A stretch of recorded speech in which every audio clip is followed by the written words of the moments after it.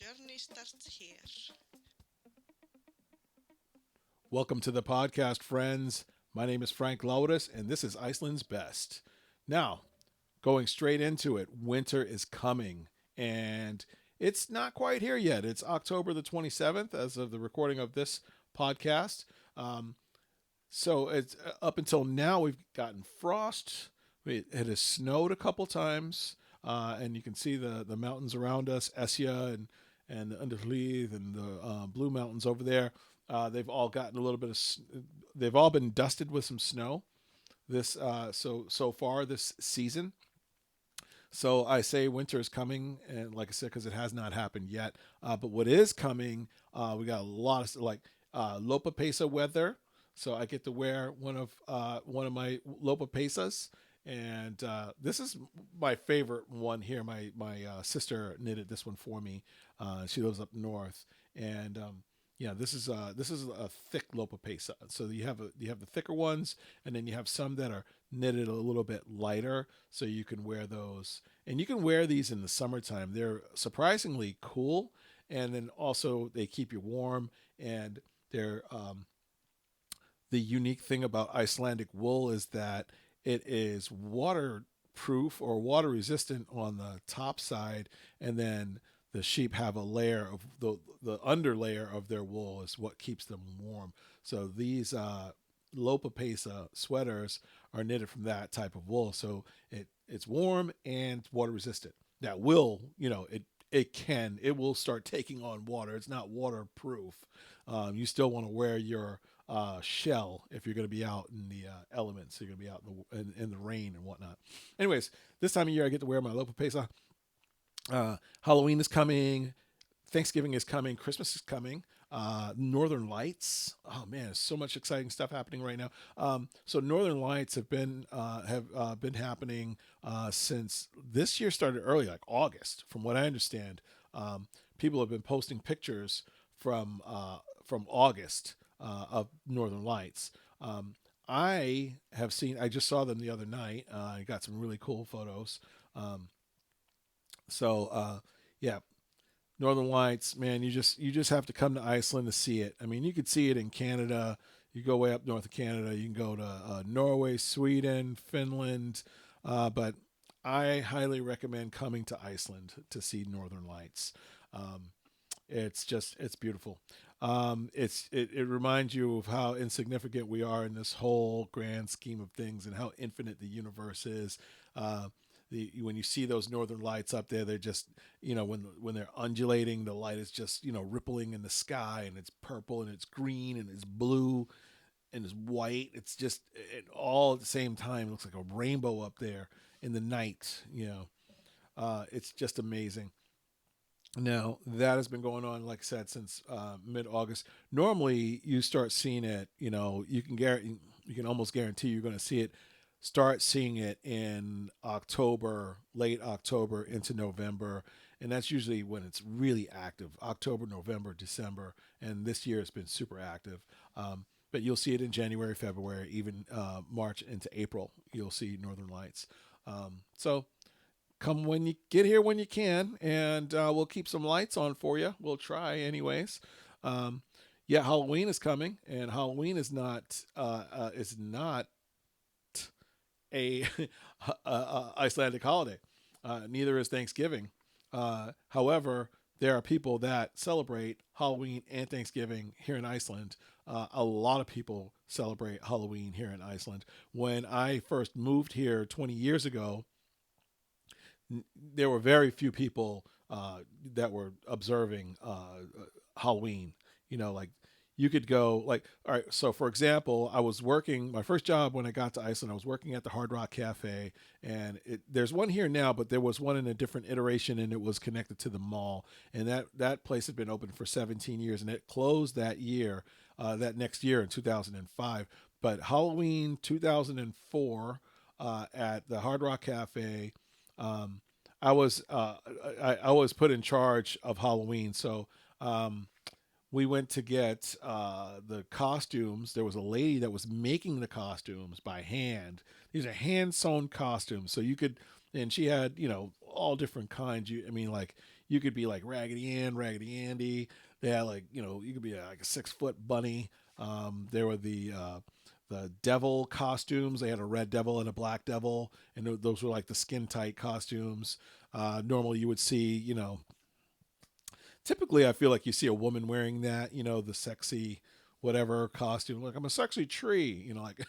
But there was one of our guys wore that for Halloween, and let's just say he needed to wear some shorts and he did not, and it was just it was I'm glad there are no photos of it. Not that I don't have any photos of it. Anyways, that restaurant closed, and the next year I was working at another American themed restaurant. So Hard Rock Cafe is an American themed restaurant. I worked at another one called the Red Chili, and at the Red Chili, I went to the owners. I was the general. I was hired as the general manager, and I said to the owners, I said, "Hey, the Hard Rock Cafe is closed. They used to observe Halloween every year. We need to take advantage of that, and I think we could make some money on that day and up, leading up to and on that day. We just have to pump it up a little bit." And they were like, "No, no, yeah, we're not gonna." They didn't want to have anything to do with it, and I couldn't understand it. And I tried to pitch it so hard, and went back at them with it, and I was like, "We're going to make a lot of money. They're not around, Hard Rock Cafe. They used to make a lot of money on this, and they were known for it, so people were looking forward to it." No, I don't think so, Frank. We're just gonna go on without it. So what I did, I got my staff involved, and our staff was from everywhere around the world. I mean, we had, several Icelandic people working there, but the rest of the staff there was a young lady from Norway, and a young lady from Sweden. There was a young man from Italy. There was Poland, Latvia, Lithuania, Germany. The staff was from all over the world almost, and, and when I said, "Hey guys, we're going to celebrate Halloween, and we're gonna get dressed up, and we're gonna dress this place up. We're gonna decorate and everything." They were 100% on board, and they just said, "Yes, let's do it." And they helped me in every single way they possibly could. Everybody dressed up for Halloween. We did it on the Saturday before because Halloween fell on the Wednesday, I believe. So we said, "All right, on Saturday," and then we're going to do it on the Saturday. And then we had a costume contest for our guests, and I found a trophy, like a skeleton trophy that's holding his head. We gave that away. We gave some money away. We did a couple of radio commercials. Had some fun with that. I went down to the studio, and we had two different commercials running, and it all worked out. We had a great time. We had a staff party for the staff afterwards, and we just had a great time. And all the decorations were all made from scratch by hand. Had a couple of really creative young people that made all the witches, all the full moons, the black cats, and we found things to make the spider webs, and it was really cool. We had a great time. So that was back in, and that happened in 2006. So 2005 at Hard Rock Cafe, 2006. I remember in 2005, I went to a store downtown that was much like the stores that you have in American malls called Spencer. Like at Spencer, you can buy a lava lamp, black lights, the black light posters, right?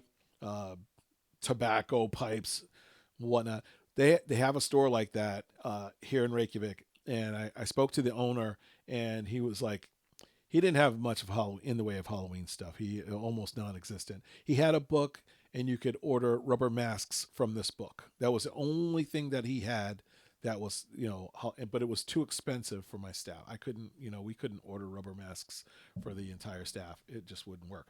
Um, Anyways, I spoke to him a few years later, and he said that the next year after I spoke to him in 2005, he said the next year he ordered a whole bunch more Halloween stuff, and he sold it all out. The next year he ordered twice as much, sold all of that out, and every year since then he's been selling Halloween stuff, and every year since then it's been growing, and had already started in Iceland. I didn't bring it to Iceland, but it's been growing since back then to now. It's a big deal. A lot of people, you see, it's on TV, it's on the internet.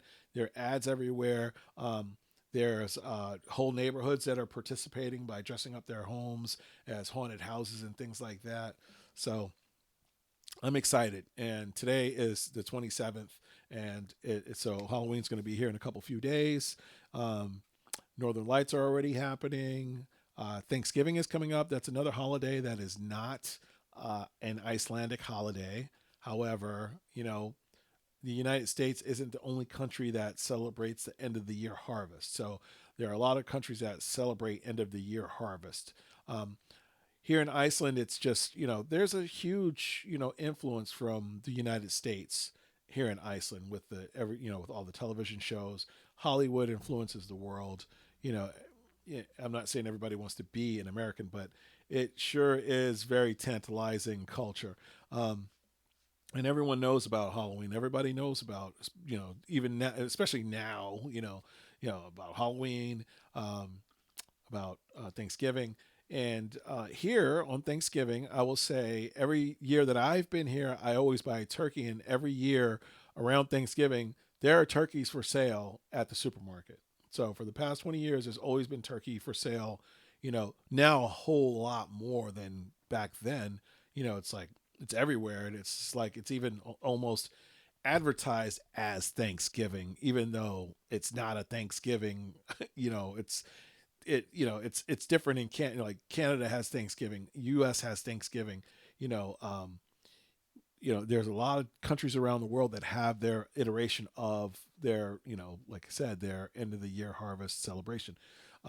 Here in Iceland, there's a turkey farm that I went there. The first time I went to the farm, the first to straight to the farm was in 2019, and then in 2020 during the pandemic, I went the day before Thanksgiving on the Wednesday, and there was a line down the street. I was like, wow! And like, if you go the day before Thanksgiving, that's so there that just shows you that there are a lot of people on Thanksgiving, celebrating Thanksgiving, and they're and you hear I remember overhearing people talking, they're coming in, asking questions, and they'd say like, how big of a turkey do I need? I have like 8 people coming, and do I, what size should I get? And the people were super knowledgeable, and they would say, you get this, the smallest turkeys they had were like 4 kilos, which is like 8 pounds, so they had the smallest ones they had were like 6 to 8 pounds, and they had the big ones on up to 13, 14 pounds, so um, but yeah, so people are having big parties, having get-togethers, and celebrating. Wine, booze, food, family. What could go wrong? Nothing. You could have a great time. Um, and then of course Christmas. Christmas is coming. So I love Christmas, and as most people do. And here in Iceland, it's also special. It's you have the 13 Santa Clauses. So most countries have one Santa Claus. Iceland has 13, and these 13 Santa Clauses, they're the sons of Grilla and Lepaludi, and those two are the like she's a troll, and then there's a husband. He doesn't really do much of anything but stick around the house. But she goes out into the countryside and she hunts for naughty children, and she kidnaps them and cooks them and eats them. And I think she feeds them to her husband. And you have the cat. They have a cat. Their dysfunctional house pet. The Christmas cat is called Jólakötturinn, which just means Christmas cat in Icelandic. And he roams the countryside, or it roams the countryside in search of children that did not get new clothes for Christmas. If you didn't get new clothes for Christmas, that means you were probably bad. That means that cat has got your number. He's looking for you. Now, I'm going to do another podcast on just about Christmas and about the Yule Labs, because it's really fun to talk about it and go into detail. I'm not going to go into a whole lot of detail here, but anyways, you have the 13 Santa Clauses, you have Grilla and Lepaludi, the mother and the father, and then you have the Christmas cat, and each one of the Santa Clauses has their own thing that they do, and they're known for being mischievous. So like one slams doors, one comes and steals your skier, one swipes sausages you have hanging out in the smokehouse. you know, different things like that. One is he's sniffing out for the what's called leufebread, and this is crispy bread that's made this time of year around Christmas time. Anyways, so yeah, and then you have all the all the food that goes with this time of year. Aside from the turkey, you have like the smoked lamb. It's one of my favorite things to eat Christmas time. So usually on Christmas we have on Thanksgiving we have turkey. On Christmas we have the smoked lamb, hangakjöt, and then we usually have like a turkey probably somewhere in between and like on and like New Year's Eve, you know, just depending on who's over for dinner and who's in town and whatnot. But usually on Christmas it's hangakjöt. On Thanksgiving is turkey, and so I love that that's the smoked. It's lamb that's smoked, and they use the grass and they use they take everything from the field. So that's the sheep excrement and the grass and everything, and they burn all of it, and that's what they use to smoke the lamb with. And it has a very unique flavor, and it is delicious. And you serve it with potatoes, green peas, and you make this white gravy, and it just and the white gravy is a little bit. It's like a basic roux, and you add sugar to it, and so it's a little bit sweet, white pepper and sugar, and then you add the juice from the green peas to it, and it has a specific flavor profile, and then you have that salty, smoky meat, and then the sauce is just it complements it, so it cuts it. It cuts that flavor, it cuts that smoky saltiness back a little bit, and they complement one another in an amazing way. And so I love it's one of my favorite things to eat. And I usually eat so much of it that and then I can't eat it again until the next year. It's so good. But yeah, I love it. Um, yeah, there's that, and then there's the loaf of bread. You spread butter on that and eat that. What's better than crispy bread and butter, or just like even just crackers? And this is like butter is good on everything. But yeah, so there's a loaf of bread. There's that. I mean, I eat the dried fish, hard fish. I eat that all year long, and then just on one of these and on one of these nights you might have just a leg of lamb. The Icelandic lamb is just so delicious and so special, and I feel like just this time of year, it just makes everything taste that much better. When you have friends and family near you, and this time of year, and you get together, and when it's cold outside, and it's warm inside, and everybody's together, and it's warm, and you have good food and good friends, and maybe a little vino or something. It's just it doesn't get any more special than that. So yeah, so I'm looking forward to all of that, and hopefully, um, you guys will be coming to Iceland. Hopefully, I'll see every single person that hears my voice. I need you to come to Iceland. Get here. It doesn't matter what time of year you come. I mean, like, there are people, like, you wouldn't believe how many people are here over Christmas and New Year's. They come in January. People come all in different times of the year for different things. So, this time of year, people are coming to see the Northern Lights. They want to see Northern Lights. They're getting here for that. And, and then they learn about Icelandic traditions. If you're here around Christmas and you see all the Christmas going on, it's like, and you get sucked into this, into the Icelandic Christmas culture, and it's just like I said, people come different times of year for different things. You come in the summertime and go mountain climbing. That so people go mountain climbing in the wintertime. There are adventure seekers. There are you know glaciers to explore, mountains to climb, trails to hike. You can go dog sledding. You can go four wheeling. You can have you can just whatever you want to do. You can go snorkeling. There's some crystal clear water in a crevasse here, just near where the North American and European tectonic plates meet, and there's crystal clear water. You go there, and they'll provide you with a dry suit, and you can go and snorkel there, and it is amazing what you can see there. Now, of course, your daylight is sort of limited this time of year, The days are getting shorter and shorter and shorter until we get to, I believe it's the 24th of December is the shortest day, and then after that day, the days start getting longer and longer again, just a few minutes per day, shorter and shorter till the shortest day, and then flips around and they start getting a few minutes a day longer and longer until you get to the longest day, the 21st of June. I talked about that in a previous podcast. At any rate, now we're counting down to the shortest day. So on the shortest day, I think the sun will rise around 10:30, 10:45, something like that. So it's like dark until 10:30, 10:45, almost to 11 o'clock, and then so the sun is just kind of up at the horizon, and then it sets around, I think the earliest it sets is like quarter after 3, 3:30. So by 4 it's dark, um, and so you only have a few weeks of that the extremely short days. And then, like I said, the days are getting longer and longer each day. So by the time you get to the end of January into February, you're getting you're getting more of a day night situation. By February, it is still dark until, you know, at least 9:30 in the morning, yeah, it's still like in February, it's still dark until like 9:30 in the morning. But like, and then March, it's only dark until about 8. Then April, it's getting daylight at 7 in the morning. And then, you got May and June. It's by May, it's on by May. It's like the sun is on. It's daylight all the way through in May. Um, Virtually.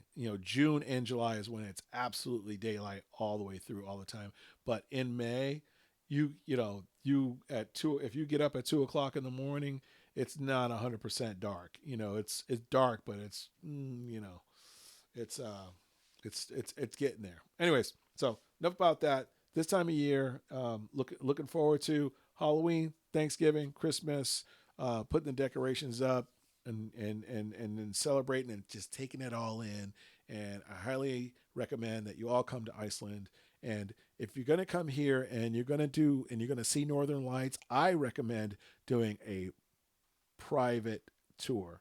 Do a private tour. That's the best way to see anything. Private tours for the Golden Circle, private tours for Northern Lights, any type of private tour, anything that you're going to tour. If you can find a private tour, do it that way, because firstly you get more of like a one-on-one with the tour guide. You can ask more questions and you get more attention paid, to you, because it's about you. You're here to see what's going on, and you're going to be asking questions. You're here to learn, or learn and enjoy. And you can take things more at your own pace. If you're on a bus, you're married to that schedule of the bus. Like if you go to Golden Circle, you look it up. It might be they say it's an 8 hour, it's an 8 hour trip. It doesn't take 8 hours to get there, but it takes time to get there, and from there to the next place to the next place.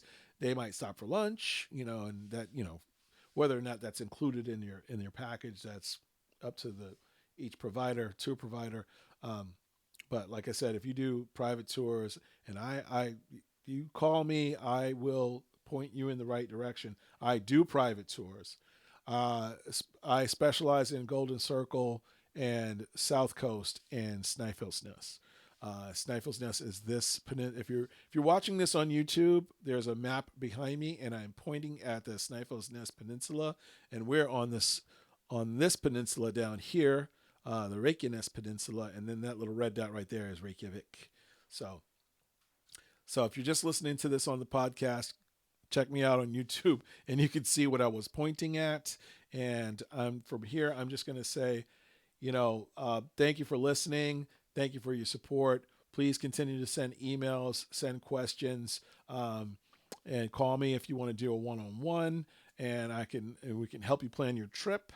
And don't forget to check out the content that I have on YouTube. It's just at Iceland's Best, youtube.com/ at Iceland's Best. You know how that works. Same thing with Instagram. It's just called Iceland's Best. So if you just type in at Iceland's Best in your browser. You're going to get a link to Instagram. You're going to get a link to YouTube. And so check all that out. Subscribe, follow, support it. If you like this, support it. And reach out. Absolutely reach out. And I'm just going to say, don't forget, tell a friend that you have a friend in Iceland.